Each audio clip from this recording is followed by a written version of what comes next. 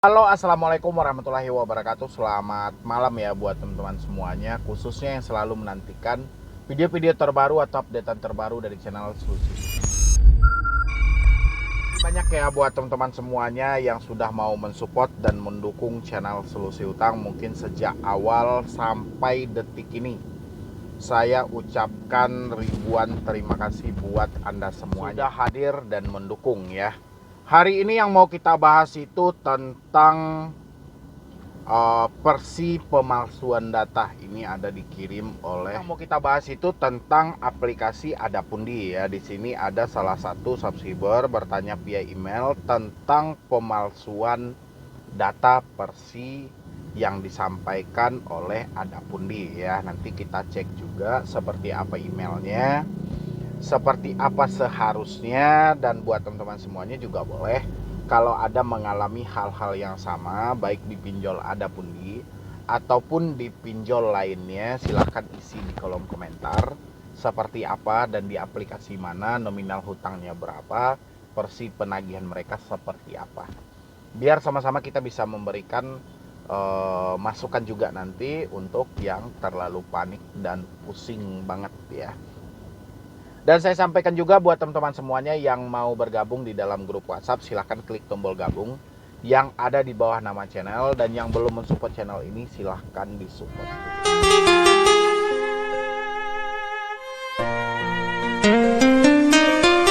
Ini yang mau kita baca itu tentang Adapundi. Ini ada pertanyaan ya, kita munculkan. Assalamualaikum warahmatullahi wabarakatuh. Selamat siang abang, semoga kita dalam keadaan sehat selalu, amin. Bang, saya mendapatkan WhatsApp dari aplikasi Adapundi seperti ini. Oke, baik. Kalau Anda memang tidak merespon WA kami, perlu diingat, sekarang kami cek kebenaran data Anda yang Anda cantumkan di aplikasi Adapundi. Apabila kita temukan ada data palsu yang Anda cantumkan, kita akan laporkan ke kuasa hukum perusahaan untuk ditindak sesuai hukum, dengan alasan memalsukan data pribadi untuk mengambil keuntungan secara sadar dan terencana. Dan kita duga Anda melakukan unsur kesengajaan tidak membayar. Apabila tidak ada konfirmasi sedikit pun, saya memang sekarang ikut dengan orang tua kandung,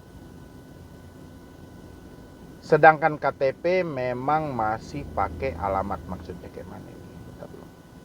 Oh, konfirmasi sedikit pun. Jadi dia bercerita nih, saya memang sekarang ikut dengan orang tua kandung, dengan KTP memang masih pakai alamat almarhumah istri atau mertua saya. Karena anak saya sekolah mendapatkan KJP. Karena istri saya sudah meninggal, akhirnya saya ikut dengan orang tua saya sekarang. Karena beda provinsi dan untuk anak saya pun diasuh oleh keluarga mertua, Bang. Dan sampai sekarang saya masih tetap nengokin anak-anak saya yang memberikan nafkah untuk anak walaupun diasuh oleh keluarga mertua. Sedangkan dalam pekerjaan saya memang sudah tidak bekerja lagi. Saya sekarang narik ojek online, Bang. Lebih anehnya dari kontak WhatsApp Adapundi, pertama saya lihat WhatsAppnya ada nama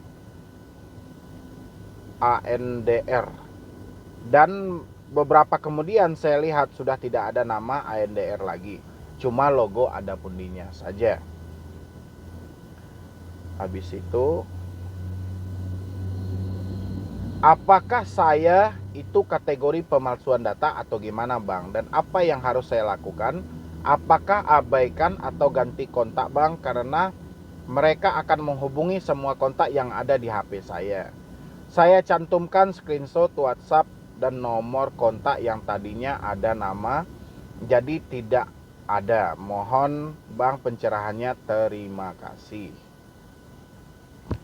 Oke, jadi lumayan rumit ya kalau seperti kata dari Adapundi. Kalau Anda memang tidak merespon WA kami, perlu diingat sekarang kami cek kebenaran data Anda yang Anda cantumkan di aplikasi Adapundi. Ya silahkan aja dia ngecek, itu nggak ada masalah.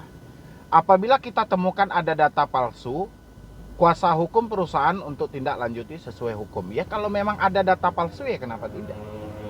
Ya. Cuma data palsu yang di sini buat yang siapa tadi bertanya ya, bapaknya ya.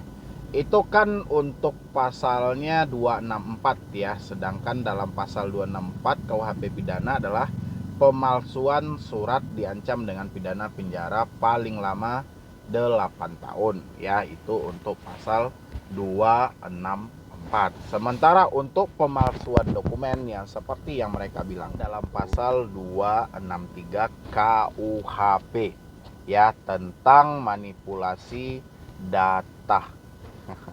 Jadi apakah kita dengan berpindah-pindah, contoh yang awalnya kita tinggal di lokasi A, habis itu karena mungkin kondisi keadaan hidup kita merantau dan pindah ikut dengan orang tua, dan kita pindah ke daerah lain. Contoh saya ini, saya domisili saya di Padang ya, KTP saya juga Padang. Tiba-tiba saya mendapatkan tuh panggilan pekerjaan ke Jakarta dan saya belum sempat nih ngurus surat pindah.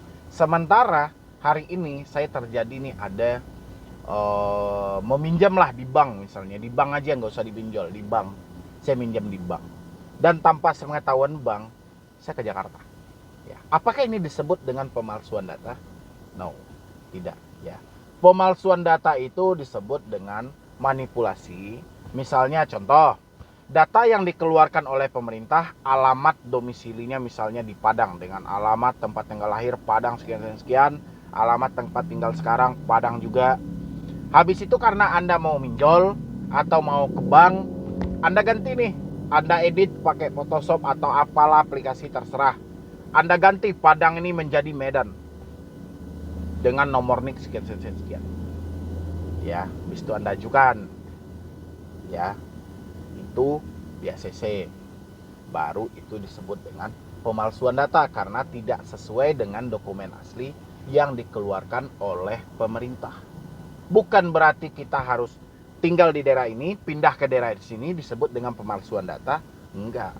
Ya, itu namanya tahanan kota. Kalau misalnya sekarang Anda harus tinggal nih di Kota Padang, Anda nggak boleh keluar dari kota ini. Ya. Jadi nggak bisa. Jadi kalau ada dia bilangin dari si pinjolnya, kami mau cross check ulang nih data Anda, kami mau lihat lagi nih datanya, silahkan aja. Itu kan hanya bagian dari pola penagihan aja, kayak mana mereka mencari-cari celah supaya Anda gregetan. Kan kebanyakan orang-orang yang gagal bayar pinjol itu kan panikan gitu, jadi dia nggak bisa itu berpikir dengan maksimal ya. Itu buat yang bertanya soal pemalsuan data. Jadi pemalsuan data itu tidak semudah dan sesimpel yang mereka bilang.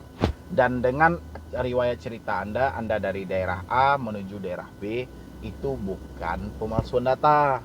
Ya, pemalsuan data itu mengedit, merubah identitas resmi yang dikeluarkan oleh pemerintah. Misalnya nama Anda ini Anda ganti, alamat di sini Anda rubah sendiri dengan aplikasi, habis itu berupa dengan aslinya Anda bikinkan. Ya, itu baru cocok dengan pemalsuan data. Tapi kalau hanya sebatas hal-hal lain, nggak ada, apalagi itu perpindahan ya. Oke, ini ada lagi, ini dari siapa ini ya? IP. Assalamualaikum Bang Medi, saya mau bertanya, saya galbay, saya tidak bisa bayar, bahkan untuk kebutuhan sehari-hari saja saya tidak cukup. Saya ketakutan karena dalam sehari dari pagi sampai malam saya ditelepon, SMS dan WA. Tapi tidak pernah saya angkat dan WA pun tidak saya balas karena saya tidak tahu harus jawab apa, karena uang untuk bayar pun belum ada sama sekali. Usaha saya lagi memburuk, terpaksa saya matikan HP, saya ganti nomor telepon, ganti email juga. Apakah yang saya lakukan salah? Sudah 1 bulan saya tidak aktifkan dan saya takut kalau DC datang ke rumah. Karena alamat KTP saya alamat orang tua. Sedangkan saya ngontrak. Yang saya takutkan keluarga saya tidak tahu kalau saya punya hutang pinjol.